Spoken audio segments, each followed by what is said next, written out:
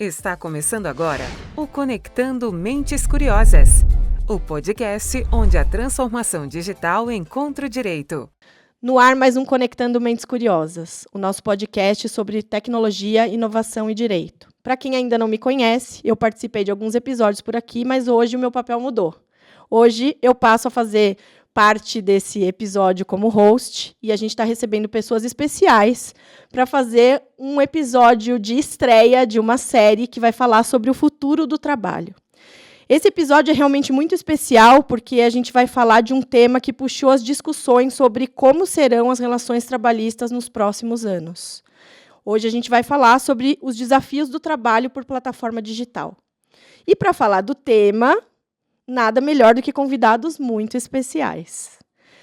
Eu vou apresentar primeiro o meu parceiro aqui de PG Advogados, que está estreando no Conectando Mentes Curiosas nesse episódio. Ele chegou há pouco tempo aqui no escritório, é o nosso gestor de relações trabalhistas. Seja muito bem-vindo, Rodrigo Marques. Obrigado, Érica. É um prazer estar no PG.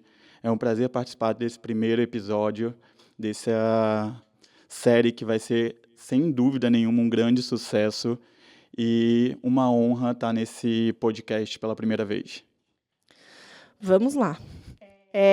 A nossa primeira convidada é uma premiada advogada. Ela figura entre as melhores dos principais rankings internacionais pelo seu trabalho dentro de departamentos jurídicos. Hoje ela ocupa o cargo de Senior Legal Manager na 99 e está aqui para dividir com a gente os seus conhecimentos.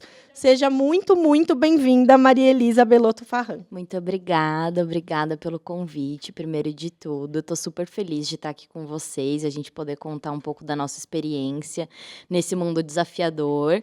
E estou muito feliz em dividir a mesa com os colegas, estou empolgadíssima.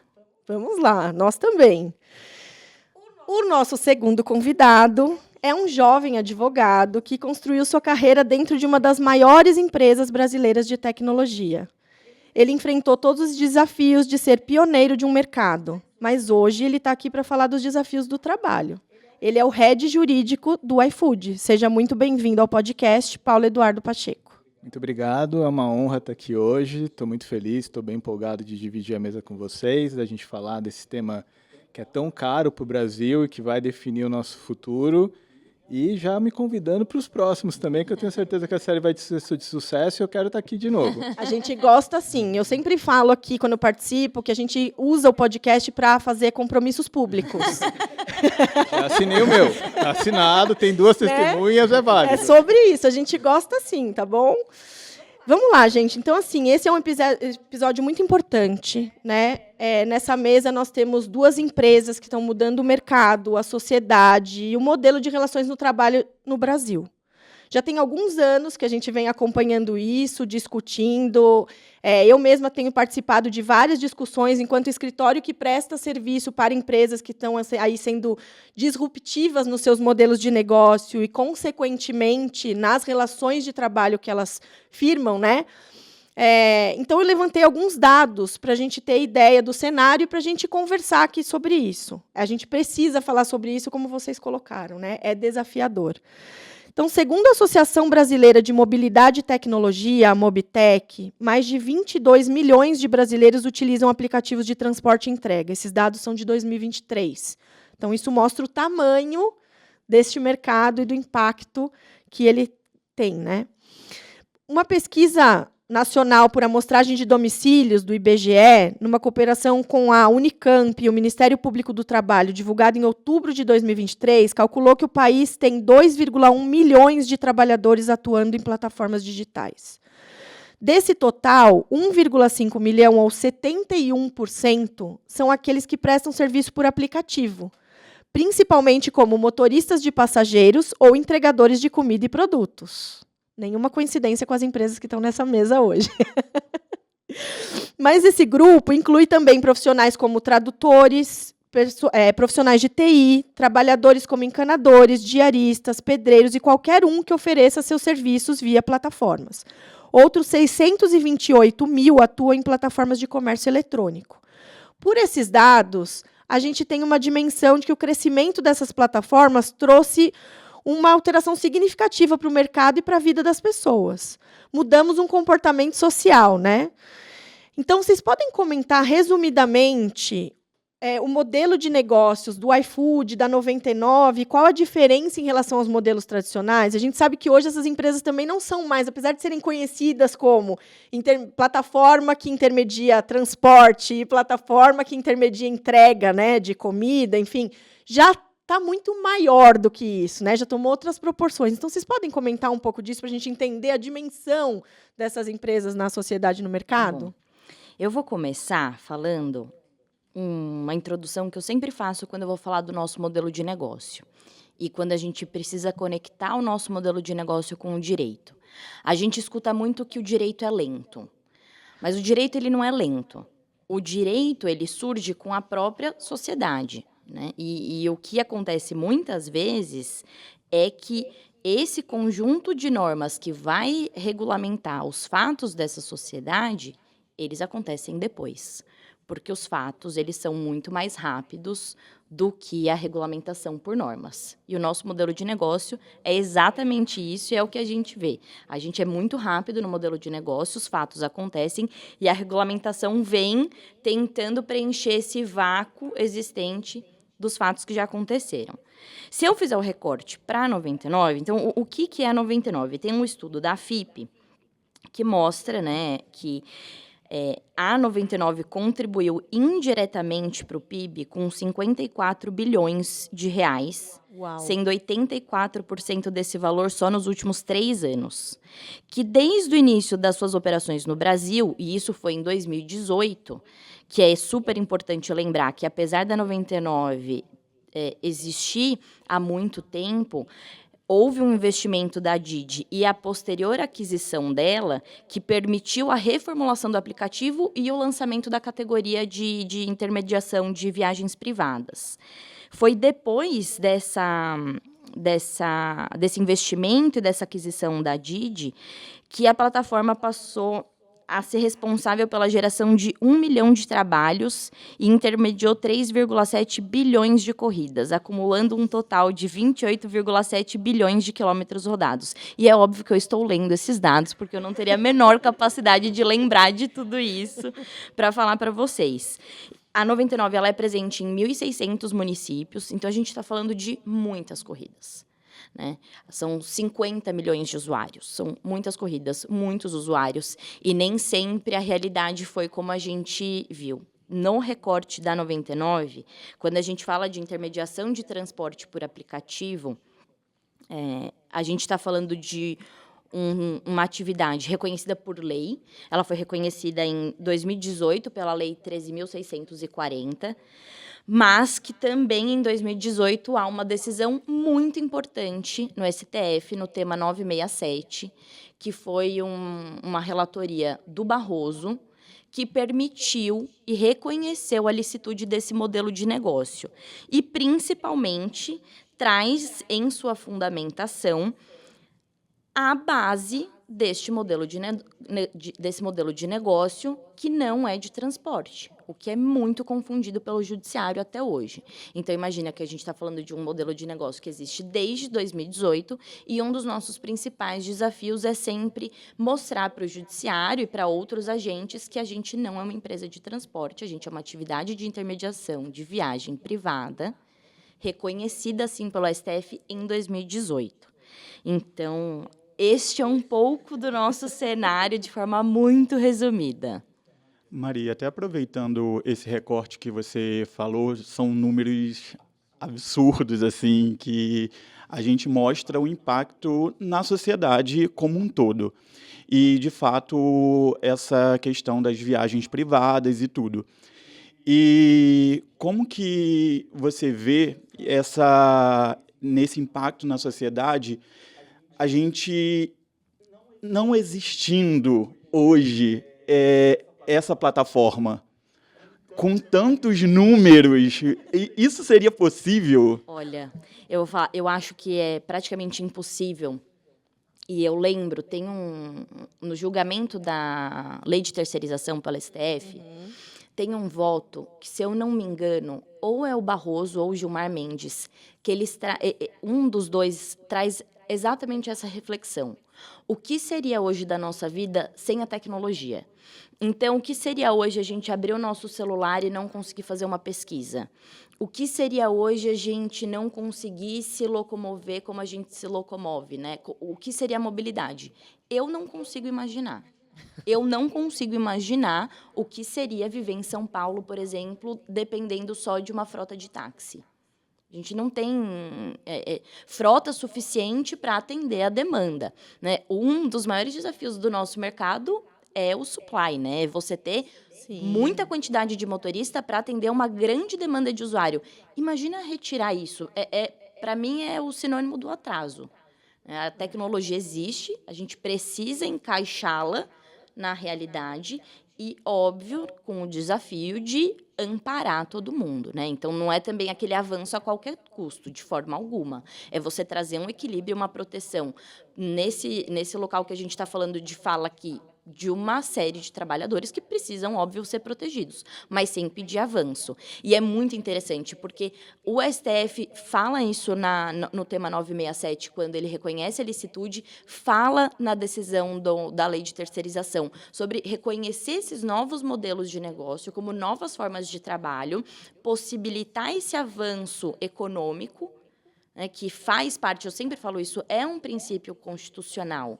Sim. Né? Então, é a gente possibilitar isso, mas proteger essa nova forma de trabalho que vai surgir. Sim, perfeito. Ou seja, retirar é o caos.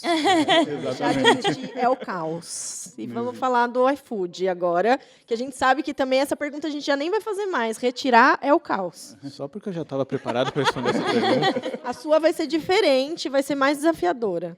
Só porque eu estava colando já da coleguinha, assim, eu já estava aqui anotando. Mas, assim, eu brinco que há 8 anos atrás explicar o iFood era muito difícil. E aí a minha avó, na época, era viva, ela falava, filho, onde é que você trabalha? Eu falava, vó, vou tentar explicar da forma mais simples. As pessoas têm fome, os restaurantes querem vender comida, a gente liga as pontas. E aí ela falou, entendi. Eu não sei bem o que você faz, mas eu entendi. Então, falando a grossíssimo modo, o que o iFood faz é ligação de pontas. Traduzindo para o nosso mundo jurídico, nós somos uma empresa brasileira de intermediação. Aonde é que o iFood cresce e o que é o grande core que todo mundo conhece hoje? A intermediação entre restaurantes e clientes.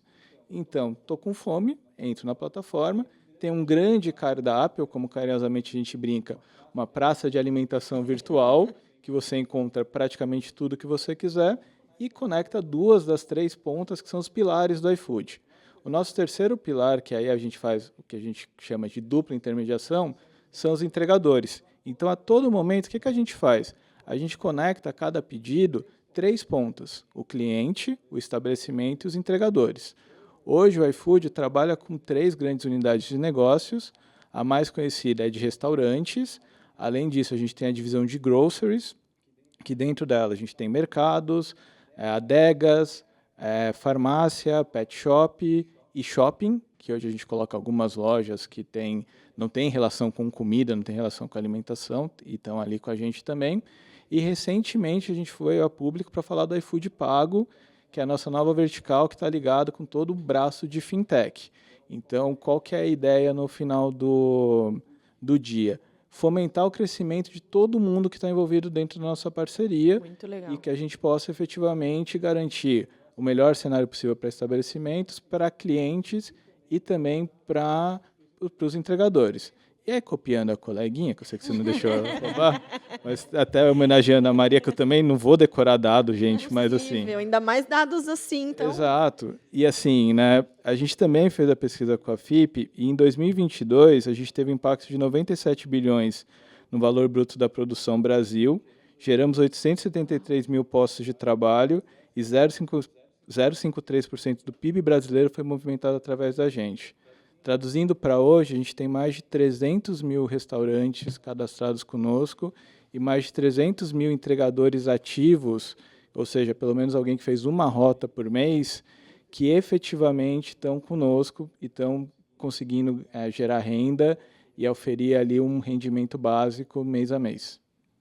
Uau. Os dados são impressionantes. impressionantes, né? Acho que a gente não consegue ter ideia disso, apesar da gente ter levantado muitos dados aqui. Quando você olha para cada negócio, é impressionante o impacto, e é muito legal ver isso do impacto positivo na cadeia de valor que as duas empresas causam, né? E como isso tem a ver com sustentabilidade, tem a ver com a Agenda 2030, com o ODS, né? Porque está tudo conectado. E é interessante falar, quando eu intermedio, né? Quando vocês trazem, eu intermedio, eu ligo as pontas e tal, e quando a gente fala do trabalho, acho que dá para a gente fazer uma analogia da mesma forma.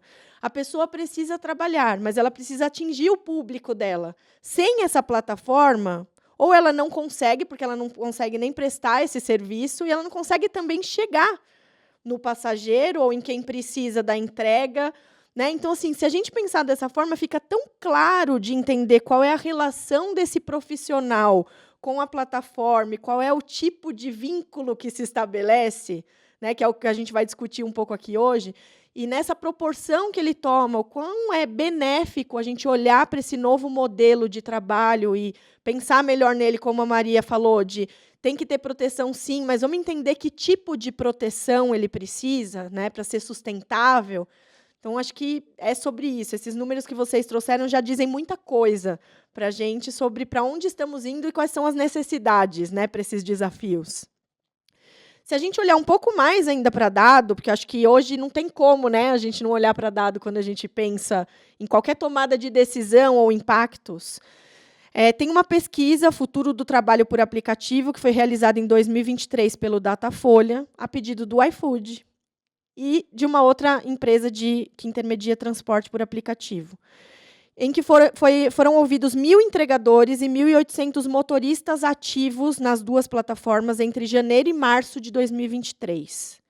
Entre outros dados, essa pesquisa mostrou que 51% dos profissionais têm esse trabalho como única fonte de renda pessoal. Então, isso é muito relevante quando a gente fala de trabalho, renda, impacto social, né? Sendo que, dos que possuem outra fonte de renda, que são os outros 49%, 14% tem o aplicativo como maior fonte de renda. Então, quando não é a única, 14% ainda tem o aplicativo como a maior fonte. E 14% tem uma renda significativa, mas não a maior. E aí a gente tem 20% que dizem que tem como complemento de renda, não sendo uma fonte fundamental. Então, olha as possibilidades que esses modelos de negócio geram para a gente falar de renda, e renda, consequentemente, impacta no mercado, né? Eu sempre falo sobre isso aqui, quem já viu outros episódios está cansado de ouvir eu falar, que assim, o trabalhador que não trabalha é o consumidor que não consome. E isso acaba com a economia e com a sociedade. Não tem outro resultado que não esse. Então, a gente precisa olhar para isso. Apesar dessa pesquisa trazer uma amostra pequena, a gente falou aqui de postos de trabalho que são gerados, né? Porque, além de tudo, além de ter essa discussão dos profissionais que trabalham pela plataforma, tem também os empregados, sim, desses dois negócios, que aí, sim, são pessoas que estão ali prestando seu serviço de forma direcionada e exclusiva como empregados. Então, se a gente olhar para essa amostra, apesar dela ser pequena, ela reflete uma função social muito importante disso. Daí, quando a gente olha para isso, né, a gente está acompanhando também um aumento do número de judicialização, principalmente no aspecto trabalhista, que é o que a gente está conversando aqui hoje. Então, eu olho todo um impacto social positivo, toda uma questão de cadeia de valor, né, de postos de trabalho, que não necessariamente de emprego, num mercado desafiador que a gente vem vivendo, né, de postos de trabalho. Mas aí eu olho também para dados que mostram o aumento da judicialização. E isso é o terror de qualquer modelo de negócio, né? A gente sempre fala que o passivo trabalhista é algo que assusta e que impacta muito a linha lá de resultado do negócio quando eu preciso contingenciar.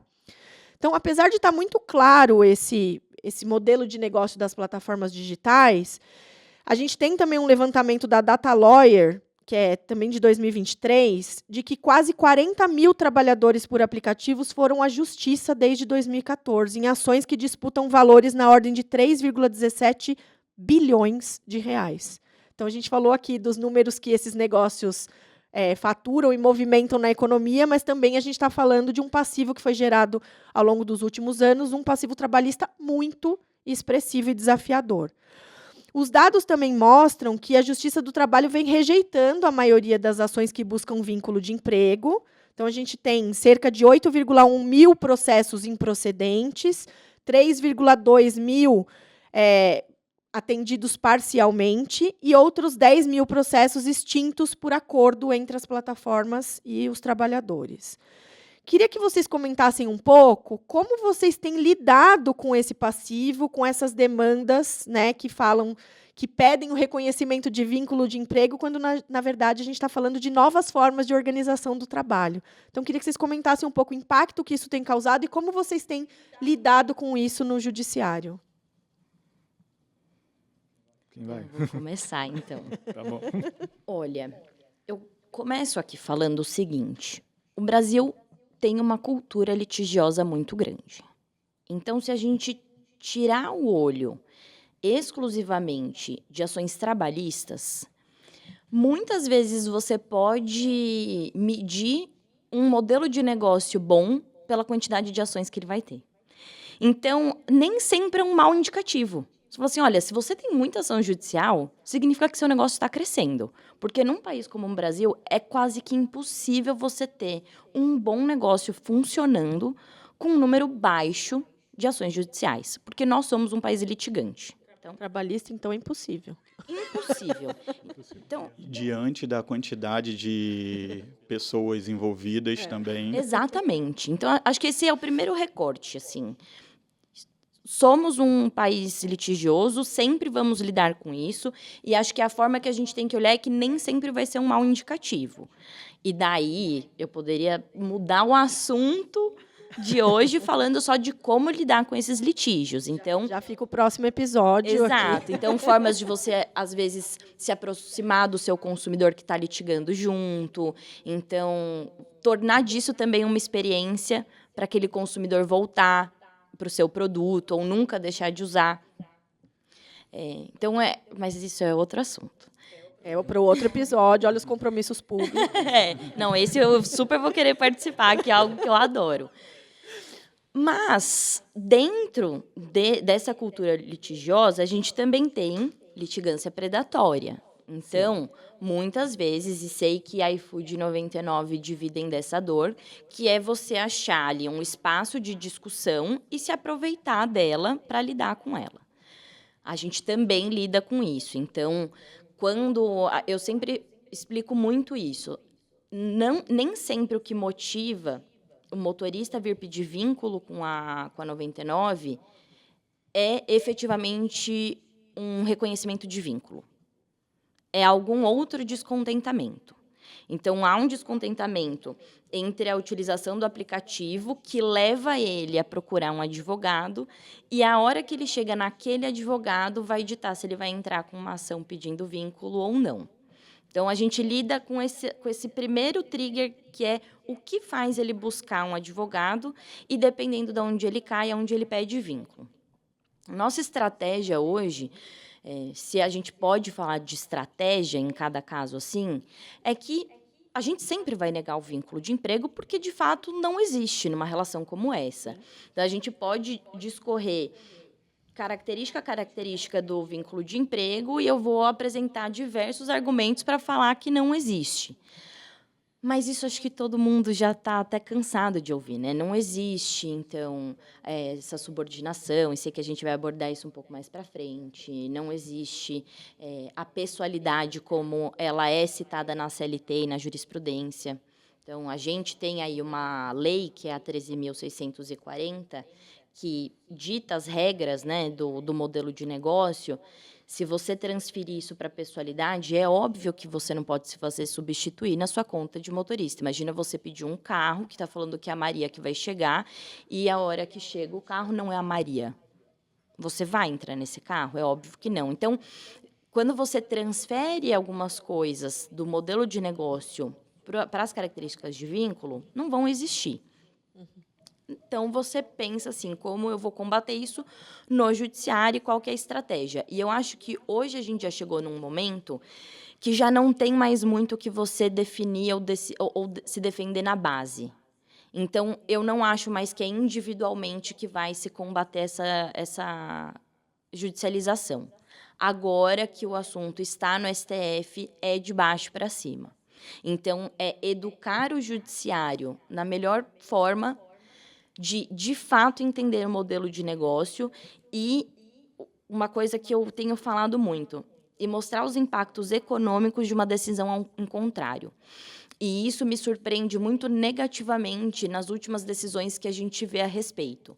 A falta de estudo de impactos econômicos num possível reconhecimento de vínculo entre motoristas e plataformas e entre entregadores e plataformas é absurdo. O impacto econômico, a gente está falando, às vezes, de fechar um modelo de negócio. Exatamente. Inviabilizar, né? Inviabilizar. E isso a gente não vê. O que eu tenho visto de acompanhar as decisões do STF é que o STF caminha exatamente nesse sentido, de trazer dados, de trazer estudos, de colocar em suas decisões de forma muito bem fundamentada impactos que hoje eu não vejo nas decisões de base. Então, se a gente pegar as decisões nas ações civis públicas, que todas as plataformas enfrentaram, você não vai encontrar uma decisão com esse estudo econômico, apontando esses impactos. E isso precisa ser feito, mas eu não acho que é mais aqui nessa base hoje. Eu acho que hoje a gente precisa trabalhar no STF para que aqui haja uma conscientização que esse modelo de negócio existe, que é uma nova forma, que existe impacto, e daqui regulamentar e enfim, ir para esse outro caminho. Eu tenho visto em algumas decisões também, inclusive principalmente de plataformas e de algumas outras formas de trabalho também, quando a gente fala de pessoa jurídica, e os juízes e até alguns desembargadores falando de situações no sentido de você estar prestando serviço e você está obedecendo alguns padrões daquela empresa, né? Tipo, alguns tipos de qualidade, utilizando daquela marca. Mas eu estou prestando serviço de alguma forma, eu preciso seguir uma política, muitas vezes. Utilizando a plataforma. Eu estou utilizando aquela plataforma. Isso é o que me dá credibilidade com o usuário lá na ponta. Justamente. Então, assim, é o desconhecimento que você está falando. Então, chega a beirar o absurdo em algumas decisões nesse sentido. Então, eu acho que essa uniformização que a gente vem falando e a necessidade vai ser muito positiva por conta disso. O desconhecimento desses impactos que é um absurdo. Porque não é porque você está utilizando uma plataforma, seja ela o iFood, o 99 ou qualquer outra, que você pode fazer o que quiser. Ou que você está prestando serviço para uma empresa, não é porque eu sou advogado aqui do PG, eu vou chegar aqui fazendo qualquer coisa, de virar aqui de ponta cabeça. Não existe isso. A gente tem os nossos requisitos, as nossas regras, independente de qualquer coisa, condizente com a plataforma que a gente está utilizando. Então, o descontentamento e o desconhecimento para condenar essas empresas no mínimo, absurdo. Eu preciso fazer um gancho do que você falou, que às vezes a gente te ouvindo, parece que você está falando o óbvio. Sim. Mas não é óbvio para as pessoas. E o que eu tento, às vezes, fazer é trazer para exemplos do dia a dia. Então, você vai usar uma plataforma de streaming que você mais gosta. Você pode piratear aquele conteúdo? Não. Você pode usar de maneira discricionária? Não, você tem regra de hoje quantos perfis você pode utilizar, quantas telas você pode. Você, enquanto usuário ali, você vai pegar aquilo e você vai utilizar conforme o regramento daquele serviço que você está contratando. Na plataforma não é diferente. O fato de você ter regras, né? As regras da comunidade, diretrizes, o fato de você ter regras ali não torna uma subordinação. Exato. Mas eu, enquanto plataforma, preciso garantir que aquela plataforma aconteça. E eu acho que, às vezes, as pessoas esquecem isso. Ali você não está falando só de motoristas, né, na 99. Não, você tem os passageiros. Eu preciso garantir que o passageiro que queira a corrida Tem a corrida dele aceita por um motorista que queira pegar aquela corrida e fazer daquela experiência a melhor. Para o passageiro ter aquela experiência de, nossa, eu não esperei muito, tem um motorista aqui perto, do motorista pegar e falar assim, nossa, essa corrida veio num ganho ótimo e eu vou conseguir. Tudo isso... Alguém que dirige com segurança, que, né? Que tem vai ser avaliações avaliado pra positivas. isso. Exato. Se concorda se vai ser filmado ou não. Exato. Tudo isso faz parte de um ecossistema que, pra gente, enquanto usuário, a gente... tá bom, eu quero correr daqui a aqui. E, enquanto isso, tem 1000 coisas acontecendo para garantir aquele equilíbrio na plataforma. E, para isso, a gente precisa de regras, precisam de regramentos, eu preciso de usuários. E, quando eu falo de usuários, eu estou falando de motoristas e passageiros que sigam essas regras. E, muitas vezes, é isso que eu falei, assim, às vezes você está falando para mim, parece o óbvio, mas não é tão simples para as pessoas entenderem isso, principalmente para o judiciário, e eu falo, né, e principalmente para a justiça do trabalho. E não é desmerecendo, é porque a nossa justiça do trabalho vai encontrar casos como o de 99 iFood, e ela vai lidar com casos de empreiteiros, de pedreiros, casos que pegam o Brasil, que eu falo que o Brasil não é São Paulo. A Justiça do Trabalho, ela lida com uma complexidade de assuntos no dia dela que é de um tamanho que eu nem sei mensurar, não sei nem se eu teria a capacidade de ser um juiz do trabalho, que lida, às vezes, tem uma pauta de audiência de 20 casos, que começa... Casos assim, eu já vi na minha época... muito antiga de escritório, de gente que foi a prima que foi processar a outra porque pedindo vínculo com a prima porque foi ser babá. E esse caso é tão complexo quanto o nosso, só que, no nosso caso, existe uma didática que tem que ser explicada para o judiciário que, às vezes, não é tão simples. Sim. Porque tem uma coisa de uma certa resistência. A gente não pode generalizar, porque a gente tem também acompanhado, aliás, no evento que nós nos encontramos, Maria Elisa, tinha uma desembargadora sensacional do TRT2, falando sobre isso. E ela tinha um posicionamento bastante claro sobre essa questão, mas a gente ainda tem uma coisa muito... presa a modelos antigos, né? Então, assim, não dá para a gente falar. Eu sempre falo sobre isso também. Assim, a solução do problema do futuro, ela está no futuro. Não adianta eu olhar para o passado. E o que a gente vê muitas vezes é isso. Eu não sei o que fazer com isso. É vínculo. Não é. É diferente disso. Vamos olhar para atender essa demanda. Vamos entender o que está acontecendo. Quando eu ponho regra, tem a ver com a credibilidade da plataforma para aproximar esse profissional do público dele. Né? Então, assim, não faz sentido a gente pensar sobre esse aspecto. A gente precisa... Não é fácil de explicar. A gente tem outros modelos de negócio que também passaram por isso. A questão dos meios de pagamento tem sido um desafio. Meio de pagamento não é banco, gente. E é tão difícil explicar isso. Parece óbvio, mas não é. Porque são novos modelos de negócio. Então, a gente passa por isso muitas vezes. Você tem questões de enquadramento sindical desses novos modelos de negócio, porque, às vezes, nem tem o sindicato específico, mas aí algum sindicato de uma categoria preponderante quer representar. Então, assim, essa litigiosidade tem sido complexa. Paulo, conta para a gente do iFood. Acho que, ouvindo vocês, tem um ponto que eu acho que é super interessante, que é o direito, ele não é um fim nele mesmo. O direito, ele é um meio. E pegando o que a Maria falou no começo, o direito sendo um meio, ele tem que ser um meio que reflete a sociedade. Eu estava conversando esses dias com a minha irmã, e a gente estava, do meu sobrinho, ele está com 10 anos. E a gente estava falando, provavelmente a profissão que ele vai exercer ainda não existe. Ele poderia ser um digital influencer. Há anos atrás, quem que seria digital influencer? A gente nem tinha essa categoria. Hoje já tem regras, já tem projetos de lei que estão tentando disciplinar, tentando entender o que acontece. Quando a gente pensa no direito como meio, para mim, essa é a chave mestra de toda essa discussão. Porque o direito como meio pega exatamente o que você falou, Érica. Se o direito é um fim nele mesmo, eu pego a base do passado para discutir o meu presente e o meu futuro. Porque eu preciso encerrar dentro desse ponto e aí eu começo a alocar as discussões dentro de caixas que muitas vezes elas estão ultrapassadas. A discussão aqui, para mim, e acho que corroborando todos os pontos que a Maria trouxe, qual que é o grande ponto que nós temos? Existe algo novo aqui.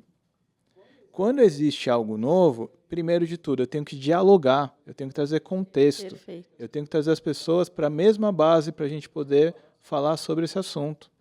Se eu não tenho a capacidade de trazer o judiciário, trazer o legislativo, trazer o executivo e trazer os envolvidos para discutir esse assunto, não adianta, a gente não vai evoluir. E aí pega no ponto cultural que a Maria muito bem trouxe, a gente é um país litigioso. Então, o que acaba acontecendo? Eu tenho um problema com você, eu vou discutir no judiciário. Mas por quê? Sempre foi assim. E aí, enquanto a gente tiver essa cultura do direito como fim nele mesmo, a gente vai replicar comportamento. E eu concordo 100% com a Maria qual que é o grande problema disso? Se eu começo a ter essa cultura e espalho ela numa base, eu começo a ter decisões diferentes. Exatamente. E as decisões diferentes, elas levam o quê? Insegurança jurídica. E insegurança jurídica é o pior para todo mundo. Voltando nas nossas apresentações, o que aconteceria no Brasil hoje sem 99 sem iFood? Não queremos nem pensar nisso. Mas aí a gente começa a pensar nessas hipóteses, mas a minha decisão não vai gerar isso. Você pode aqui abrir um precedente. E aí eu acho que quando eu penso nessa ideia do direito, ele não sendo o fim nele mesmo, que a Maria trouxe também, qual que é a discussão econômica por trás disso? Qual que é a discussão de impacto? Quem ouviu o entregador? Quem ouviu o motorista? Quem ouviu a sociedade? Eu acho que aqui, pegando até a liberdade de falar pela Maria, a gente não é contra esse tipo de discussão, a gente não é contra a discussão de regulamentação, pelo contrário, só que a gente quer algo que funcione para o ecossistema como um todo. E impor regras não quer dizer que eu estou subordinando, não quer dizer que eu estou obrigando alguém a fazer. Você mesma disse, Érica, palavra-chave para motoristas e para entregadores, autonomia. Só que essa autonomia ela não é irrestrita. A liberdade que a gente tem, ela não é irrestrita. Ela segue um conjunto de regras, normas, o que for, e dentro dela você opera. Mas Paulo, eu não quero. Tudo bem, você é livre para não querer. Como eu tenho vários amigos que preferem, deixaram de ser trabalhadores seletistas, foram virar autônomos, tenho amigos que eram autônomos, voltaram a ser seletistas, a gente tem essa liberdade. Mas essa liberdade, ela pressupõe o quê? Balizamento de conhecimento, ela pressupõe conversa, ela pressupõe diálogo, ela pressupõe a gente tirar até um pouco desse viés fantasioso que o direito é um fim nele mesmo. Quando a gente consegue fazer isso, a gente avança nas discussões, seja no judiciário, seja no legislativo, porque a gente deixa de olhar o direito com uma lente errada, uma lente que deixa tudo míope em relação ao que de fato está acontecendo na sociedade. Quando a gente coloca a lente certa, a gente começa a perceber, essa decisão aqui pode ter impacto ali, aquela outra precisa ter impacto ali, e, felizmente, o STF começa a se movimentar nesse sentido para deixar o mínimo de segurança jurídica para a gente poder continuar a evoluir. Exato. Quando a gente pega esses números, a gente percebe o seguinte, não é mais uma possibilidade. O mercado que a gente está falando hoje é uma realidade. Perfeito. E sem contar que a sociedade está em eterna transformação. A tecnologia é uma realidade constante de transformação também. E, num passado recente, a gente teve a reforma trabalhista, que já não é tão reforma assim, de 2017, que veio mudar as relações e os contratos de trabalho. E um dos mais falados à época foi o teletrabalho. E ninguém esperava que em 2020 ia vir uma pandemia. E o teletrabalho lá era para falar de quê? De que a gente não teria controle de jornada, que a gente estaria livre, quem quisesse o teletrabalho, de qualquer tipo de controle, né? E veio a pandemia, todo mundo foi para dentro de casa, todo mundo começou a trabalhar no regime de teletrabalho, com controle. Foi um modelo novo de contrato que surgiu ali. Então, veio uma nova reforma pandêmica, a fórceps, com isso, foi feito um ajuste, né, porque agora a gente tem as possibilidades exclusivas ali, mas a gente precisa que seja regulamentado, a gente precisa olhar para esses pontos também. E o que a gente vê do judiciário e desses litígios é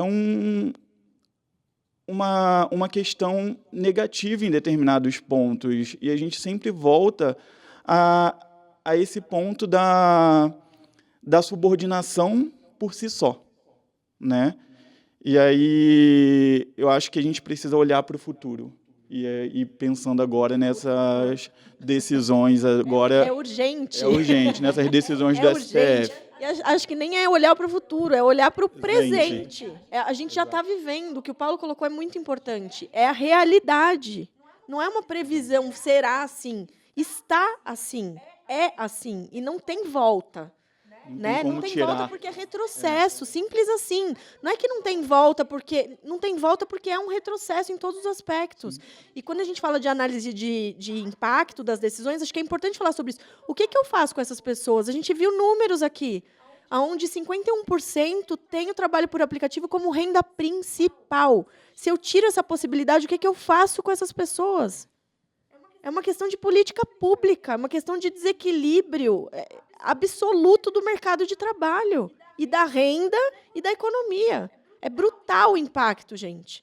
Pode não ser tão claro para a base, como a gente está falando, e até a desinformação, como a Maria trouxe, a pessoa procura um advogado, muitas vezes, e na Justiça do Trabalho a gente sofre muito com isso, porque a advocacia predatória na Justiça do Trabalho é difícil de você conseguir, a gente tem tido avanços, né? Nós temos aqui acompanhado com dados, feito uma série de iniciativas para demonstrar para o judiciário essa advocacia predatória, que é simples assim, eu não estou dando nem o que a pessoa quer. Ela vem com uma demanda e eu transformo aquilo em outra. Isso é grave e triste de ver. Mas não é simples na Justiça do Trabalho, né? Da gente demonstrar e ter alguma ação efetiva para coibir isso. Só que a gente precisa olhar para isso de uma forma que a gente explique o modelo de negócio e que a gente tenha uma visão holística do impacto disso. Né? E como a gente vai resolver isso? O judiciário não vai legislar. Começa por aí, cada um no seu quadrado. Né? Mas o judiciário impacta com as decisões dele. Acho que o STF, como a gente mencionou aqui, tem trazido. Um dos pontos que eu queria que vocês comentassem rapidamente sobre a questão do vínculo, o Rodrigo falou da subordinação, tem sido muito discutida a subordinação algorítmica. Né? E é um dos pontos que a Justiça do Trabalho tem utilizado para falar de vínculo de emprego. Assim, conta um pouco para a gente para que serve o algoritmo que existe nas plataformas, porque essa é a grande chave, né? A gente entender para que ele serve. Eu começo agora? Pode começar, pronto. Boa. Eu acho que assim, o algoritmo, ele virou um grande avatar. Ele basicamente é assim, não, a culpa é do algoritmo, o algoritmo é quem determina e tudo mais. Então, vamos desmistificar o que é algoritmo. Ótimo, por favor. Acho que a Maria falou muito bem, que quando é feito ali um pedido no iFood ou é solicitada uma rota ali na 99, acontecem 1 milhão de coisas por trás. O que é esse 1 milhão de coisas por trás? Eu capturo o dado que chegou, eu valido se aquela conta é do Paulo, se não é do Paulo, eu entendo o que o Paulo quer fazer, eu vejo qual que é o meio de pagamento que ele indicou. No caso da 99, eu vejo se tem algum motorista, algum carro ali perto, de acordo com as características que ele colocou. No caso do iFood, eu vejo se tem algum entregador que esteja ali mais próximo, que tenha o desejo de realizar a entrega, a mesma coisa do motorista. E aí eu faço toda essa alocação para garantir o quê? O bom funcionamento do ecossistema. De forma muito resumida, isso é o algoritmo. O algoritmo ele nada mais é do que um conjunto de fluxos, processos, processamento de dados que garantem que o ecossistema funcione da melhor forma possível, de acordo com regras, questões de negócios e o que for. Então, pensando aqui de uma maneira bem intuitiva. Olha, eu quero pedir comida japonesa no iFood para o almoço de hoje. Primeira indicação que eu vou colocar no iFood, comida japonesa. O que o algoritmo vai fazer? Exclui todo o restante, me indica comida japonesa. Segunda coisa que eu vou pedir, tempo de entrega. Ele vai excluir todo o restante e vai me colocar tempo de entrega. Terceira coisa que eu vou colocar, olha, eu quero pagar com iFood benefícios. Vai excluir todo mundo que não aceita iFood benefícios, vai me colocar. Então, de forma geral, o algoritmo ele é um funil decisório. Ele organiza a demanda, né? Exatamente. E aí, pensando do outro lado, o que ele vai me ajudar? Pô, o Paulo colocou aqui que ele quer receber de tanto a tanto tempo. Quem está mais próximo ali? Quem está mais próximo ali é o José ou é o William. José, você quer fazer a entrega para o Paulo? Agora eu não quero. Ok, não tem problema. William, você quer fazer? Quero. Onde é que está esse restaurante? Está em tal lugar, ele vai disparar a rota, claro, obedecendo todos os critérios de segurança, o tempo adequado, dando mais que o tempo necessário para ele chegar lá, respeitando a velocidade máxima da via. Quando ele chega lá, o algoritmo vai falar, olha, apresenta esse código para o restaurante para confirmar que você é você. Quando você apresentar esse código, veja se o pedido está pronto, retirou, a rota melhor para chegar até onde o Paulo está é essa. E ele vai dar visibilidade, caso eu queira acompanhar, para eu poder ver onde é que o William está ou não está com o meu pedido. Então, de forma geral, esse é o nosso grande avatar, que é o algoritmo. É um grande organizador de fluxos, processos e dados que garante o bom funcionamento do ecossistema de cada uma das plataformas. Da 99 é diferente da do iFood, Claro. e das outras empresas também são, mas assim, é um grande organizador, esse ser místico, né, que todo mundo fala. Maria, quer complementar? Não, achei que o Paulo foi incrível. E o pior é que eu tenho certeza que a hora que ele revisar, ele vai ver que ele esqueceu de falar algum fluxo que ficou pelo caminho. Eu vou tomar uma bronca do time de tecnologia de produto. Ó, você não falou do antifraude, não, mas você não falou aqui da Não, localização. você poderia ter mencionado que, além de tudo, a gente tem uma feature nova e você não mencionou. Porque é isso, gente, eu achei perfeito, é um avatar, porque eu acho que nem as pessoas, quando vão falar, a gente recebe lá as petições, subordinação algorítmica, mas nem sabe explicar, porque é exatamente isso.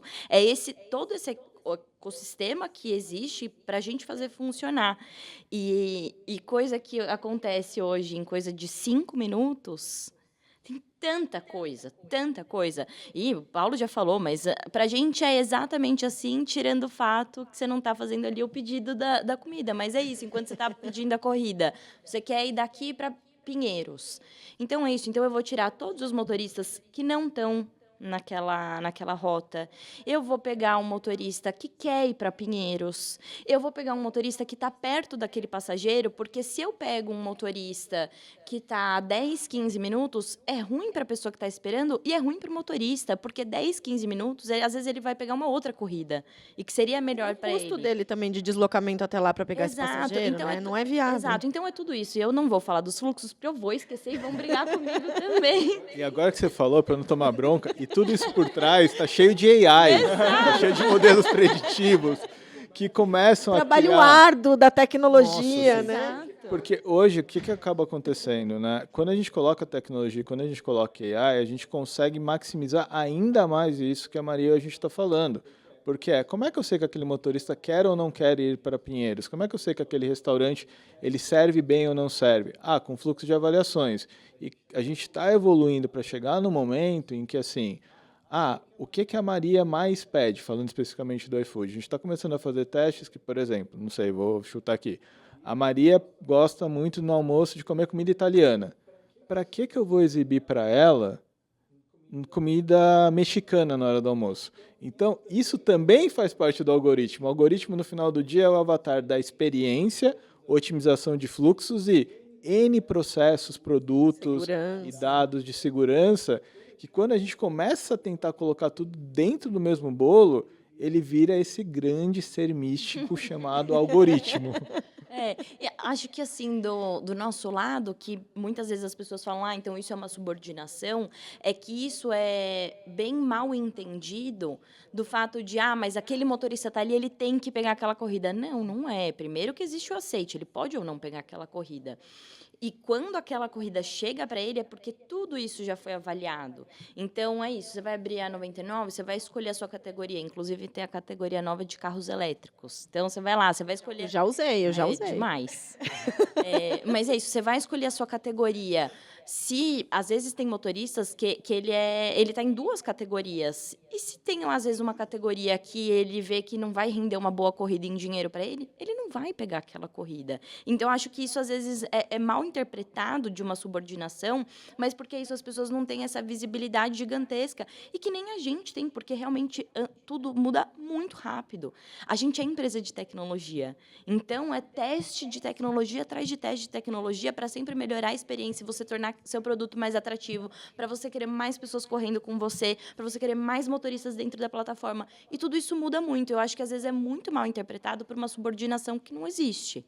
Uma coisa que vocês falaram aqui é que eles escolhem até onde eles vão estar e para a rota que eles querem fazer também. Então, isso também mostra uma autonomia que a gente está falando tanto aqui. O poder recusar, o poder escolher para onde está indo. O que tem de subordinação aqui? E mais do que isso, né? Eu posso simultaneamente prestar serviço através de várias plataformas. Exato. Eu não tenho exclusividade, eu não tenho que, naquele período, estar ali restrito àquela atuação. Então, acho que isso também é bacana. Os dados mostram que essa é uma das vantagens que esses profissionais apontam. Né? Então, assim, acho que a gente precisa considerar isso. Com certeza. O que você falou da rota, eles têm a liberdade de dar rota. Muitas vezes se pega sobre essa liberdade e fala assim, mas se o motorista fizer outra rota, ele vai ser penalizado. Primeiro que a gente não penaliza, porque quem é a empresa na fila do pão para penalizar alguém?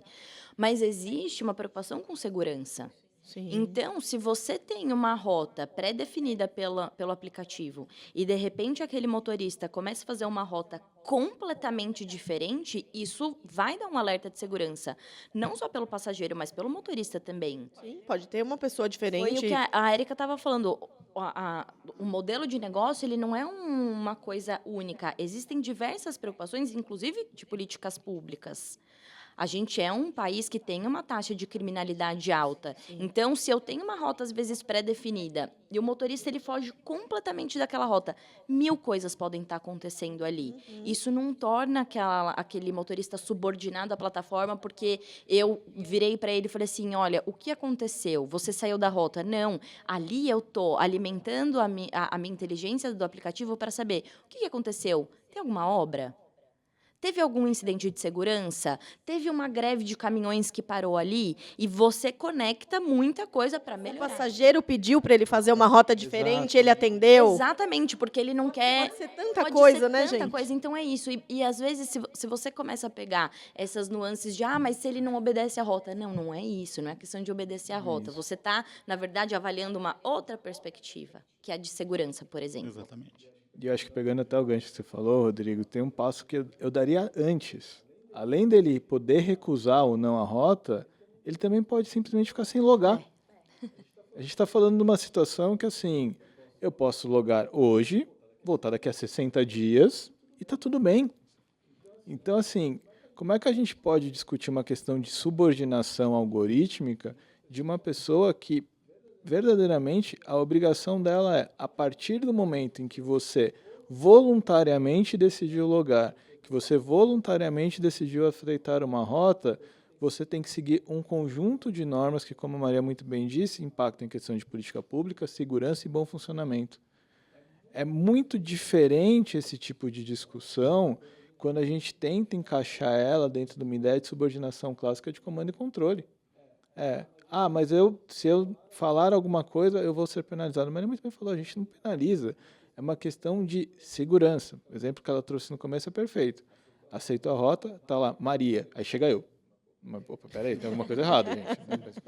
Os dois usam óculos. Não, mas só isso. Mas assim. Então, quando a gente começa a pensar nesse tipo de discussão, a premissa maior ela já cai. Sim. A premissa maior da autonomia, ela vem desde antes, eu não sou obrigado a realizar o cadastro. Se eu realizei o cadastro, eu não sou obrigado a seguir. E se eu seguir um dia, eu também não sou obrigado a voltar no próximo dia. E se eu voltar no próximo dia, eu não sou obrigado a seguir todas as rotas. Então, você começa a ter uma discussão maior. E aí, acho que só corroborando aqui com o ponto mas por que seguir a rota é importante e tudo mais? Por um motivo simples, otimização. Tem uma série de processos por trás que otimizam, é para o seu bem. Se você tiver algum problema, fala com a gente está aqui para te ajudar. Recentemente, a gente lançou na feature do app dos entregadores um botão de emergência. Excelente. Qualquer problema que eles tiverem, eles clicam lá, na hora a gente já tenta entender o que aconteceu, se precisar de ajuda a gente já despacha o que for necessário. Mas por que isso? Porque a gente está controlando, porque a feature está observando? Não. Porque o entregador, como eu disse no começo, ele é parte do nosso ecossistema, ele é uma parte tão importante quanto o cliente, quanto o estabelecimento. Eu quero otimizar o bem de todo mundo. Para otimizar o bem de todo mundo, eu preciso entender que se o Rodrigo quiser logar hoje, está tudo bem. Se o Paulo quiser logar hoje, está tudo bem. E a gente segue dessa forma, com essa autonomia, quase como completa na tomada de decisão de fazer ou não fazer, logar ou não logar, aceitar a rota ou não aceitar. Acho que o grande ponto, que aí que tem umas distorções às vezes, e aí me corrijam vocês que vivem isso na pele, mas pelo que a gente acompanha do judiciário, é a coisa desse limite da subordinação, ele ser confundido com eu como plataforma garantir a qualidade do serviço. Então, é diferente eu ter um motorista que se compromete e não vai, ou que trata mal o passageiro, ou que tem uma direção muito agressiva, né, que não dirige com segurança. Essas avaliações, elas servem para isso. Né? Porque aí é o que você falou. Quando ele aceitou, eu tenho possibilidade de logar ou não, possibilidade de aceitar ou não, várias possibilidades, e eu vou dando os meus aceites naquilo, eu vou assumindo um compromisso, eu profissional. Agora, se eu pisar fora dessa linha e comprometer a qualidade do serviço da plataforma ou a segurança do usuário, aí, assim, eu acho que a penalidade é algo que vem do compromisso da responsabilidade, e não de uma subordinação. Acho que esse é o grande lance que a gente precisa explicar no judiciário, e desenhar, usar recursos visuais hoje, e até mostrar na prática como é, que telas são essas, né? Como é que funciona. Acho que vocês têm usado bastante disso. A gente aqui no escritório também tem feito bastante, porque é o que você falou, é um mundo de coisas na Justiça do Trabalho. Então, às vezes, quando eu utilizo esses recursos visuais, eu também consigo tornar mais óbvio aquilo que parece tão abstrato. Né, e colocar aquele juiz na situação do usuário. Sim, também na situação do profissional, mas na situação do usuário. Ele precisa percorrer esse universo como um todo para ele entender para que lado ele vai para decidir. Né? Essa nuance é uma linha tênue de confundir as coisas. Qualidade do serviço, subordinação, utilidade do algoritmo, o que é o algoritmo, né? A figura mística, como disse o Paulo, acho que é perfeito. Né? Tomara que vários membros do judiciário ouçam esse nosso episódio e contribuam também. Né? Nessa série, a gente vai conversar com eles também. Esse é um compromisso nosso, ouvir todos os envolvidos para ter esses vieses, esses pontos de vista e desmistificar um pouco isso e chegar numa solução muito mais completa e concreta, mas, de novo, para atender a demanda real e não para entregar algo que não tem nada a ver com o que todos esses envolvidos querem e precisam. Então, olhando para isso, né, a gente tem mais um pouco de dados. Né? Essa série é uma série que vai falar do futuro do trabalho, mas aqui a gente já está falando do presente, como a gente disse. Tem um relatório da McKinsey Company de 2022 que previu que o mercado de plataformas digitais cresceria 25% ao ano até 2025. Estamos em 2024. Já o estudo do World Economic Forum de 2021 sugere que até 2030, 60% dos trabalhos tradicionais podem ser substituídos por modelos baseados em plataforma. O Paulo acabou de falar, eu tive amigos que saíram do modelo CLT, foram prestar serviço, aí outro que vai para o aplicativo, enfim. A evolução dessas relações, essa judicialização grande que a gente falou aqui, que impacta pra caramba, né? E uma demanda que nos parece mais sobre direito social do que direito trabalhista começou a trazer a necessidade de uma efetiva regulamentação. Acho que lá atrás, quando nasceu tudo isso, estava meio que claro que não existia uma relação de emprego, e aí foram, como a Maria colocou muito bem, o fato social foi trazendo algumas necessidades. Essa pesquisa Datafolha de 2023 que a gente mencionou, indicou que 75% dos trabalhadores ouvidos preferiam manter o modelo atual com autonomia para escolher os seus horários, recusar viagens, e 14% indicaram que preferiam ter vínculo de emprego e acesso aos direitos trabalhistas previstos na CLT, mesmo que eles perdessem essa autonomia. Então, a gente olha aí para um cenário em que a maioria deles não quer o vínculo de emprego, que tem tudo a ver com o que a gente falou até agora. Eu preciso entregar aquilo que é a demanda. E o que a gente está acompanhando no judiciário, nessa insegurança jurídica que a gente trouxe, é uma entrega diferente do que todo mundo quer, do que a plataforma quer, do que o profissional quer, né? E que não vai garantir a principal demanda, que são esses direitos sociais, que tem a ver com o que a gente falou, até com políticas públicas e até com educação para o empreendedorismo. O Brasil é um país empreendedor, mas, infelizmente, essa base empreendedora, né, o brasileiro é muito criativo e empreendedor e gosta de desafios profissionais e tal, eles não têm base, muitas vezes, de conhecimento, de educação para entender os riscos de empreender e quais são os principais cuidados básicos que eles têm que ter. E isso tem a ver com essa demanda por direitos sociais. Então, em 1º de maio de 2023, a gente teve a criação do Grupo de Trabalho dos Aplicativos, né, que as empresas que vocês participam foram participantes nesse grupo, felizmente, porque, de fato, é necessário um debate muito amplo. E o intuito desse grupo de trabalho era criar uma proposta de regulamentação das atividades executadas por intermédio de plataformas tecnológicas. Por fim, a gente teve a divulgação do tão mencionado PL 12 de 2024, que está aí na pauta há algum tempo, que com certeza tirou o sono de vocês já algumas vezes, pensando em como será o futuro com ou sem essa regulamentação e para que lado essa regulamentação vai. E esse PL veio para estabelecer algumas regras, trazer limites de jornada, remuneração mínima, criou ali um autônomo, né, a categoria do trabalhador autônomo por plataforma, que já veio um bicho diferente, mas que, pelo que a gente está acompanhando, isso não agradou a maioria dos envolvidos, né? A gente tem amplas discussões, e vocês participaram disso, então a gente quer muito ouvir vocês sobre esse trabalho desafiador que a gente já está vivendo e o que vem pela frente, né? Vocês podem comentar um pouco dessa experiência do que veio até agora com esse grupo de trabalho, com esse ensaio de regulamentação que ainda está meio uma colcha de retalhos ali, tentando acomodar interesses que, pelo que a gente está ouvindo dos envolvidos, não estão sendo acomodados? Vamos lá. Posso começar? Claro.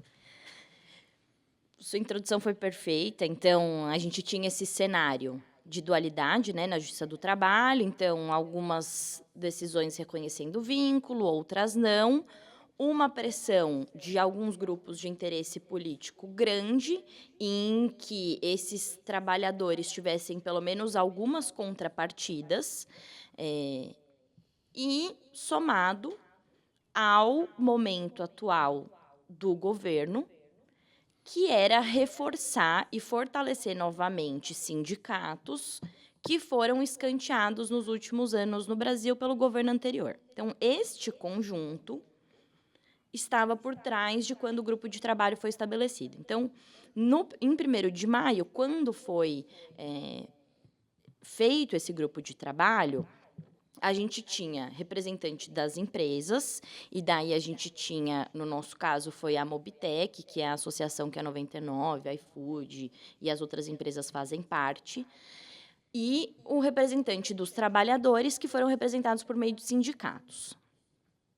Por si só, já houve muito barulho por parte dos motoristas quando a representatividade deles aconteceu por meio de sindicatos. Porque eram sindicatos, eu não sei a experiência do iFood, mas eram sindicatos que não estavam no dia a dia das nossas interlocuções com motoristas e grupos. Então, por si só, isso já deu muito barulho. Eles não reconheciam essa legitimidade, não reconheciam, né? Essa legitimidade deles estarem ali negociando e conversando, então, por si só, já foi muito truncado só por conta disso.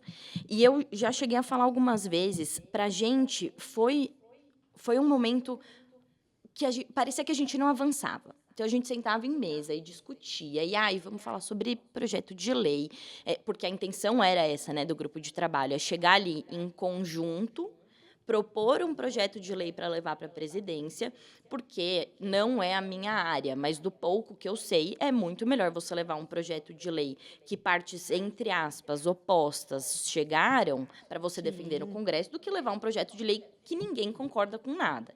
Então, esse era o principal objetivo.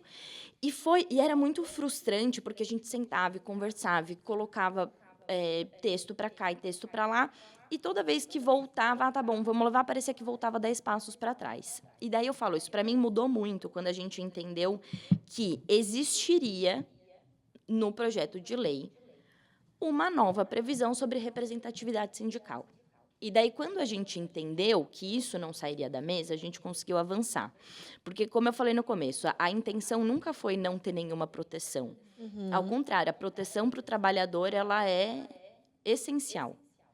A legitimidade sindical, né, você querer ser representado por um sindicato, você querer ser sindicalizado, isso também é previsão constitucional. Quem são as Exatamente. plataformas para falar, não, você não vai ser sindicalizado? Nossa Constituição dá esse direito. Eu sempre falei, eu sempre achei um pouco meio prepotente querer discutir se essas pessoas podem ou não ser sindicalizadas, porque isso é direito constitucional de cada um, do cidadão brasileiro, porque a gente é um Estado democrático de direito e isso existe. Então, quando a gente entendeu, tá, isso não vai sair, a gente quer, sim, propor medidas de proteção, porque a gente bem sabe que, inclusive, para o modelo de negócio, isso lá na frente pode ser super benéfico, porque você começa a trazer uma vantagem competitiva também. Claro. O que as empresas querem em contrapartida? A segurança jurídica, que esses litígios param, eles vão parar de acontecer e que eu não vou mais discutir vínculo de emprego. A hora que a gente tiver isso, então, bem resolvido, a gente consegue propor o PL. E foi assim que esse PL saiu. Então, existem lá os ganhos mínimos para os motoristas, existe a proteção previdenciária, existe o que a gente fala de transparência, que isso sempre existiu, mas que fica ainda mais claro e escrito num papel. Então, o que aquele motorista ele vai ter acesso, quais são as informações que ele precisa ter e a dita representatividade sindical. Qual foi a primeira coisa que caiu a hora que esse PL foi apresentado? A representatividade sindical. E eu sempre falei isso. Por que eu tinha certeza que era isso que ia acontecer? Porque o modelo hoje, como ele é previsto, você está falando de um modelo que não é empregado. Então, uma relação que não é de empregado, mas que vai existir uma representatividade sindical negociando em nome daquela categoria.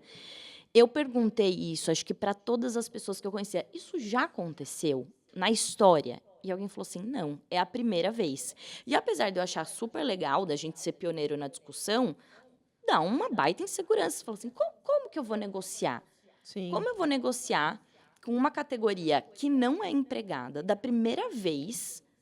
Então, qual vai ser a dinâmica? E o projeto de lei não traz isso.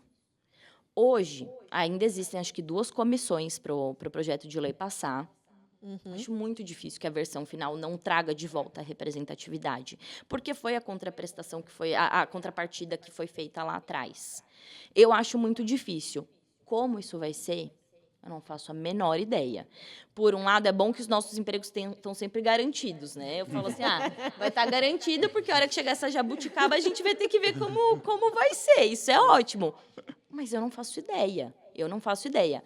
Como hoje está, dá para você ter um pouco de norte de entender, tá bom, eventualmente pode ter um acordo coletivo sendo elaborado, e como que a gente vai levar isso para o judiciário se as partes não concordarem, mas assim, como vai ser a dinâmica de uma negociação sindical nesse contexto? Eu não faço ideia, eu não faço E a ideia. reforma sindical está em pauta há tanto tempo. Pois é. É um outro assunto tão complexo que não dá para tratar no meio de uma outra coisa, né? Assim, é uma outra pauta necessária.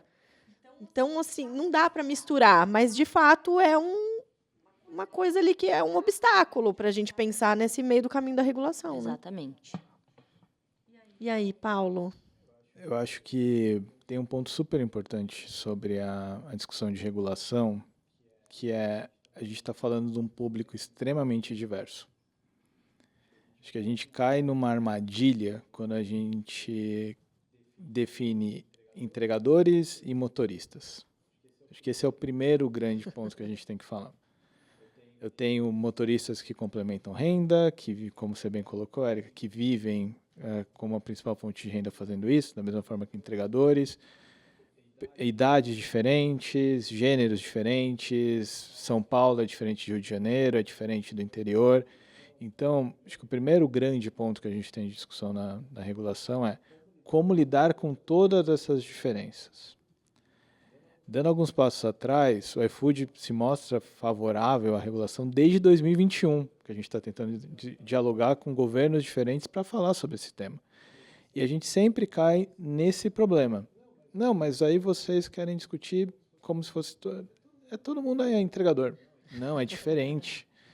E quando a gente começa a perceber isso, e aí pegando até o gancho que a Maria falou aqui, tem diferenças significativas entre entregadores e motoristas. Então, o PLP 12 que a gente está discutindo fala de motoristas. Os entregadores, quando a gente começou a discutir ali no tripartite, um dos primeiros pontos do governo foi: eu vou separar as discussões. Exatamente. Por quê? É muito diferente. Mas Paulo, por que é diferente? Primeiro, o veículo. A primeira coisa, é diferente você estar num carro e você estar numa moto. A quantidade... Bicicleta. Numa bicicleta. As idades das pessoas. Então, esse é o primeiro grande ponto que, na nossa opinião, a gente tem que separar as discussões para elas avançarem. Segundo ponto, que eu acho que tem 2 grandes ganhos dessa discussão. Primeiro, reconhecer a diferença entre emprego e trabalho. Acho que isso é um ponto fundamental. E reconhecer as categorias como trabalhadores autônomos e reconhecer as empresas como empresas de intermediação. Quando a gente baliza esse conhecimento, a gente pode dar os próximos passos das discussões, entendendo qual que é a responsabilidade, qual que é o papel de cada um. Na sequência disso, acho que um ponto que é caríssimo para o iFood é a regulação ela tem que abranger o máximo possível de trabalhadores. Não adianta eu onerar uma parte da base para beneficiar a outra. Esse é um dos nossos principais pontos de discussão da questão da Previdência. A gente tem que repensar as regras da Previdência para que ela possa abranger o máximo possível de pessoas da maneira mais eficiente. Na sequência disso, a gente cai numa discussão sobre direitos, que aí também tem um outro grande ponto, que é conversar com os trabalhadores. A gente, há anos, faz o GT, o Grupo de Trabalho com os Entregadores, que a gente escuta eles. E aí eles começam a trazer pontos diferentes, que quando você vai em cidades diferentes são importantes. Então, por exemplo, eu gosto de rodar com o iFood porque eu tenho seguro. Eu vi isso de uma entregadora. Não, vocês dão licença maternidade por meio do seguro. Eu ganho ali meu dinheiro garantido durante um tempo. Quando você começa a entender isso, você entende o posicionamento do iFood, que é dentro dessa lógica de beneficiar o máximo possível de entregadores, a gente está super disposto a sempre manter esse diálogo, arcar com a nossa parte, desde que ela seja o melhor para todo mundo. E acho que aqui é que está o grande ponto. Como a Maria muito bem disse, quando a gente começa a ter essas discussões, eu não me sinto representado por tal pessoa, por aquela outra e por tudo mais, e pelas outras. Se a gente não trouxer todo mundo de alguma forma, manter o diálogo que a gente reabriu com o governo para otimizar essa proposta, o que ela vai acontecer é que se ela vier para o papel, em pouquíssimo tempo ela cai numa discussão de não me sinto representado, não é o que eu quero, para mim não faz sentido. Eu acho que pegando um ponto super importante aqui também, novamente, né, direito não é um fim nele mesmo, a legislação não é um fim nela mesma, mais de 60% das entregas hoje de alimentos são feitas pelos próprios restaurantes. Quando a gente pensa nessa discussão como um todo, mas se eu trouxer essa discussão somente para as plataformas, ela for desinteressante, eu posso ter, a depender, um efeito excludente. Exatamente. Então você tem que pensar nisso, tem que ouvir o todo para você não gerar um efeito reverso da sua intenção. Por isso que, repito, a gente está sempre disposto a dialogar com o governo para trazer esses pontos, para entender quem está ali na ponta e, de fato, eu escuto um lado, eu escuto o outro, todo mundo contribui e a gente chega num ponto ótimo para todo mundo para regular esse presente, não esse futuro que a gente está falando desde o início. A gente tem um ponto interessante que você trouxe do entregador trazer, eu gosto do iFood porque me proporciona o seguro, porque tenho a licença maternidade. E essa é uma preocupação que a gente também tem trabalhado muito aqui ao longo desses últimos anos com clientes nossos que têm modelos de negócio disruptivos, que é pela insegurança jurídica, o medo de, às vezes, oferecer um benefício. Porque se eu oferecer o benefício, acende uma luz, um alerta, uma sirene no judiciário trabalhista de dizer tanto é empregado que... Exato. Né? Na pandemia se discutiu isso muito, né? Nas questões sanitárias, o que tinha ou não tinha que fornecer, e aí teve um medo muito grande de todo mundo de falar, tá, mas se eu forneço para o meu terceiro, isso de empresas, indústria até, se eu fizer para o meu terceiro, eu estou reconhecendo a minha responsabilidade. Então, olha como limita essa falta de segurança jurídica. E pegando esse gancho, Érica, na pandemia a gente distribuiu álcool em gel, máscaras para os entregadores. E um dos pontos que a gente sempre discutia é, não, mas por que vocês estão fazendo isso? Porque a gente acha necessário. é uma decisão da empresa. Posteriormente, tentou se legislar sobre isso, e aí o pessoal virou e falou assim, não, mas vocês já estão fazendo. Sim, a gente vai continuar. E é uma zona arriscada, o ponto que você colocou. A gente tem programa de educação, o meu diploma do ensino médio, a gente tem a Central de Apoio Psicológico Jurídico para integradores que sofrem assédio, agressões e tudo mais. A questão dos seguros, aí volta na nossa discussão. Se eu pego todos esses benefícios, como você bem colocou, e coloco numa estrutura mais arraigada num passado, eu volto na discussão da subordinação, eu volto na discussão de um reconhecimento de vínculo tradicional, quando que, na verdade, o que eu estou gerando é uma nova forma de garantia de direitos sociais, de benefícios e atendendo uma demanda da população como um todo. E eu gosto muito desse exemplo que você falou da pandemia, e eu sempre, quando eu tenho a oportunidade, eu peço para as pessoas fazerem essa reflexão, durante a pandemia, os entregadores eram os heróis. Exatamente. Hoje, as pessoas viram o rosto. O que mudou? Nada. São as mesmas pessoas que estão ali na rua, são as mesmas pessoas que precisam de voz, são as mesmas pessoas que precisam ser representadas e ouvidas. Então, justamente esse diálogo, essa conexão que vai levar a gente, a 99, o setor como um todo, a criar o máximo de benefício para o nosso ecossistema. Exato. Isso é sustentabilidade, é para todo mundo. Né? Quando a gente fala dessas iniciativas, tem uma coisa que parece que, às vezes, o judiciário esquece um pouco, que é a função social da empresa. A gente falou aqui dos números que essas empresas representam no mercado e na economia. Nada mais correto e justo do que você retribuir com a sua função social. E isso é função social. Isso é a iniciativa privada levando ações que seriam de políticas públicas, como educação, acesso a uma série de questões que estão garantidas na Constituição, como itens que devem ser supridos pelo poder público. Mas eu vou lá, como eu faço parte desse ecossistema e eu faço parte disso, eu tenho que representar de alguma forma. Eu vou cuidar dessas pessoas porque elas também trazem resultado no meu negócio. Só que eu tenho que ter cuidado, porque eu fazer isso genuinamente pode me trazer um risco. Completamente. Então, assim, a gente precisa falar sobre isso, gente. A gente precisa avançar nisso. Esse pensamento muito retrógrado está impedindo um avanço importantíssimo em todos os aspectos. Não só tecnológicos, mas sociais.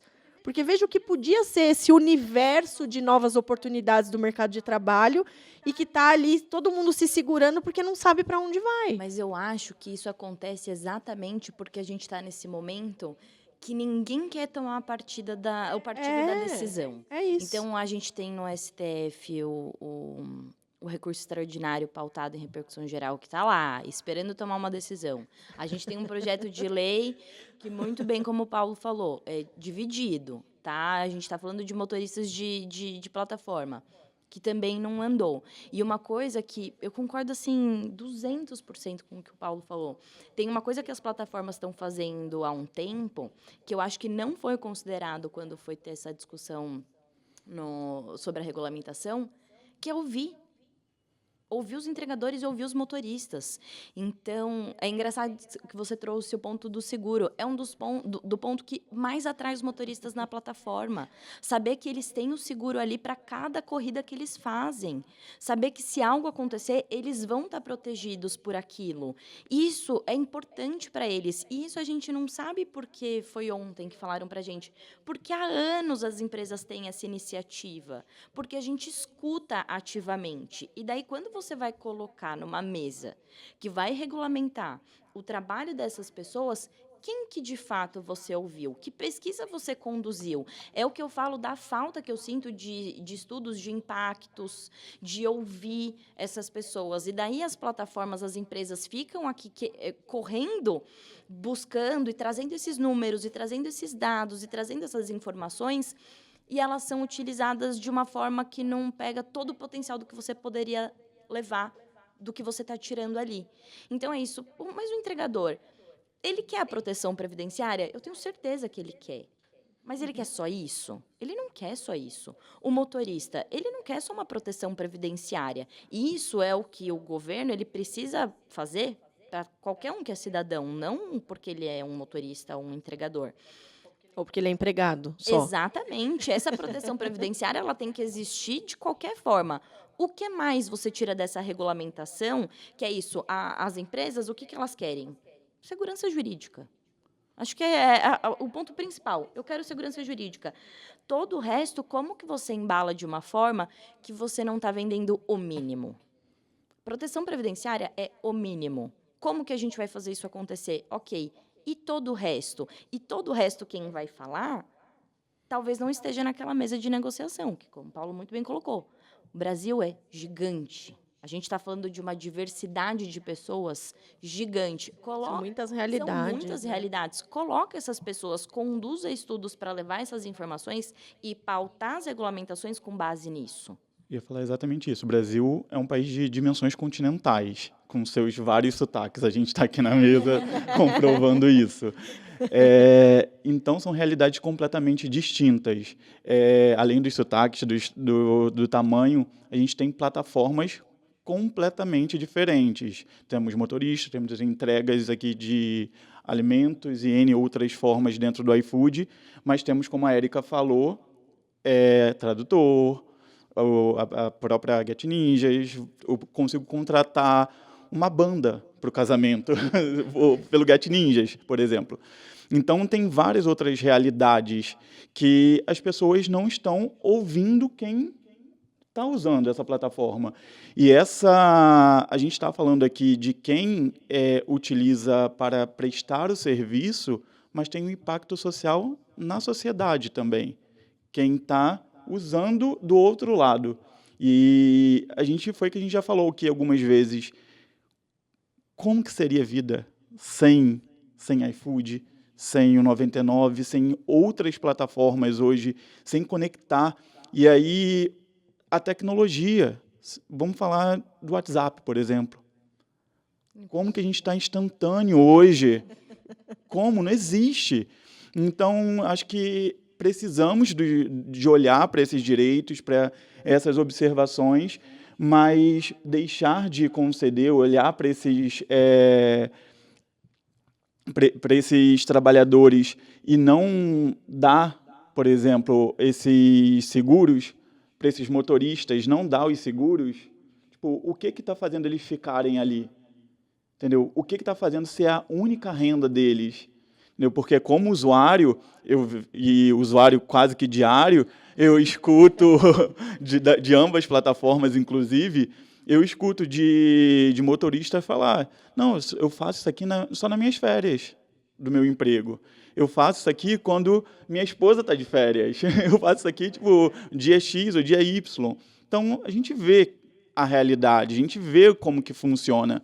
E a gente sabe também que os juízes, desembargadores, eles utilizam também.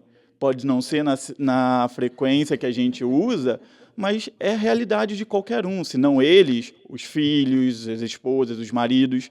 Então, hoje está na sociedade. Não tem como pensar um Brasil hoje em qualquer lugar que a gente esteja sem essas plataformas. Eu acho que o ponto-chave, a gente está falando bastante de tecnologia. A gente está falando hoje de nossos celulares terem 5G. A gente pode ligar para o outro lado do mundo, se conectar e dialogar. Acho que o ponto-chave da minha fala e da Maria é diálogo. É somar conhecimento, somar dados, é entender quem está ali na ponta. Se a gente não fizer isso, a gente pode cair num lugar comum que é extremamente perigoso de categorizar, impor, sem conversar. Se eu caio nessa discussão dessa forma, a questão não vai evoluir, porque você esquece do impacto que você está gerando nas outras pessoas. Converso com pessoas que falaram assim, uma grande amiga minha, estou com a minha filhinha aqui, eu precisei de fralda. Eu não poderia ir até a farmácia, pedir no iFood, o porteiro fez a gentileza, trouxe aqui na porta da minha casa. Quantas vezes eu preciso ir para algum lugar, estou com pressa, peço no 99. A gente está falando, está esquecendo do impacto em toda a cadeia, do começo ao fim. A gente está esquecendo de que a realidade que transforma o direito, não o direito que transforma a realidade. Se a gente inverte essa discussão, a gente começa a cair num ponto em que se torna desinteressante dado a complexidade. Se eu começo a cair num ponto que assim, olha, para você fazer isso daqui, você tem que fazer outra coisa, tem que pagar isso, tem que pagar aquilo outro, e eu não sou consultado, se eu não converso sobre isso, qual que é a minha representatividade nessa discussão? E entra no efeito reverso que você Exatamente. falou. Se eu começo a entrar numa discussão de, olha, para você, por exemplo, você entregador, a partir de agora, como a Erika colocou, você estaria dentro do novo regime que você precisaria fazer isso, isso, aquilo, cadê minha autonomia? Eu, assim, mas eu prefiro aqui estar com 99, estar com iFood, ótimo. Tem gente que prefere estar com outros aplicativos e está tudo bem, roda simultaneamente. A grande discussão é se a gente deixar de escutá-los, a gente simplesmente está fadado a montar algo que não vai funcionar. O Johnny, que é o nosso head de impacto e sustentabilidade, ele tem uma fala que eu acho que é brilhante. Nós não podemos fazer coisas para os entregadores. A gente tem que fazer coisa com os entregadores. Perfeito. Quando a gente muda essa chave, a gente entende qual que é o futuro. Não é fazer para, é fazer com, é escutar, é somar conhecimento, é usar a tecnologia ao nosso favor. Perfeito. Bom, gente, eu então agora, infelizmente, eu vou precisar encerrar esse episódio tão maravilhoso, né? Espero realmente que a gente possa fazer outros ainda nessa série para falar sobre isso, porque realmente são discussões, são debates, né, muito importantes e interessantes. Acho que a gente pode sair daqui com alguns itens que a gente levantou.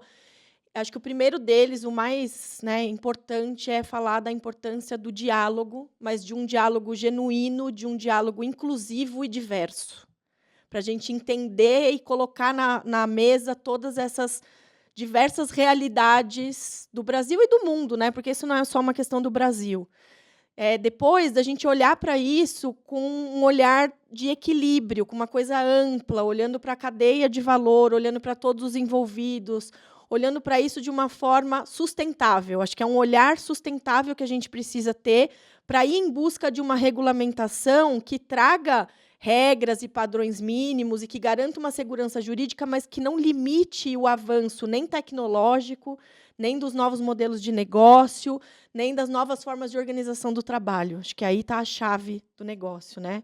Então, espero que em breve a gente consiga avançar nisso, que a gente possa também continuar trocando figurinhas sobre o que a gente está vendo do judiciário, do legislativo e de todas essas partes envolvidas. Vou começar a me despedir de vocês, agradecendo o Paulo. Paulo, muito obrigada. Foi um prazer receber você aqui nesse primeiro episódio, nessa estreia dessa série. Já está mais do que convidado para os próximos, então, muito obrigada por estar aqui com a gente. Eu que agradeço a oportunidade, muito feliz pela nossa conversa, pela nossa troca, foi extremamente enriquecedora, você resumiu super bem os pontos, e eu acho que o futuro ele é construído de uma maneira colaborativa. E acho que eu reforço aqui o compromisso do iFood de colaborar com essa construção do futuro do Brasil, dessas discussões, e reforço aqui também o meu compromisso público já assumido no começo de voltar nos próximos episódios. Muito bom. Bom, Maria Elisa, sem palavras para agradecer a sua presença. A gente falava e eu comentei com os dois do quanto eu queria há muito tempo promover esse episódio, esse encontro, né, com empresas tão relevantes, mas mais do que com profissionais que estão lidando com esses desafios no dia a dia e que tem tanto para contribuir. Então, muitíssimo obrigada. Eu espero recebê-la aqui também em novos episódios. Com certeza. Eu esqueci, inclusive, uma hora que a gente estava gravando, porque eu fico tão presa na conversa, eu esqueci. Eu falei, nossa, isso está muito legal. E se eu não cortasse, eu ia ficar, gente. Eu vou falar agora para o pessoal começar a colocar nas nossas petições. Direito é meio, não é fim. Esse ficou, hein? Frase, Direito é meio, não é fim. A gente nunca esquecer disso, porque é verdade. E eu, com o perdão de ser repetitiva, mas inclusive eu tinha escrito para falar que, para mim, importância de diálogo contínuo e construtivo. E vocês dois já falaram isso, mas porque, gente, se não tiver isso, a gente não avança para um progresso entre justiça social e avanço tecnológico. E a gente não vive num meio que essas coisas não existem mais, né? Só que a gente precisa fazer coexistir. E diálogo é caminho para isso, não tem como. Então, eu acho que no judiciário é só com diálogo, são as empresas explicando, dando subsídio para que essa decisão seja feita. Na regulamentação, ouvindo os agentes principais que vão ser afetados por isso.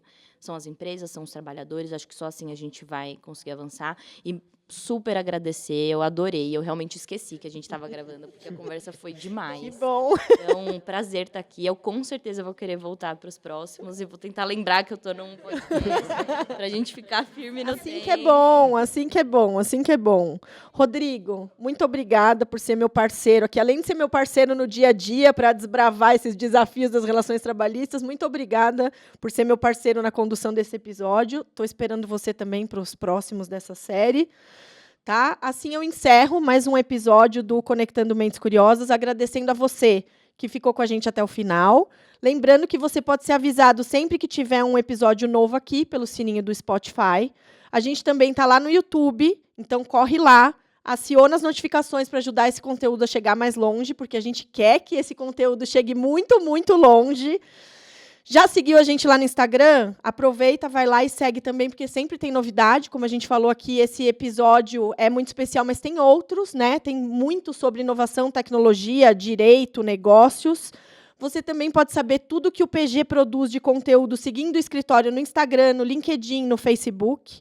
Eu fico por aqui e eu te encontro no próximo episódio do Conectando Mentes Curiosas. Até lá!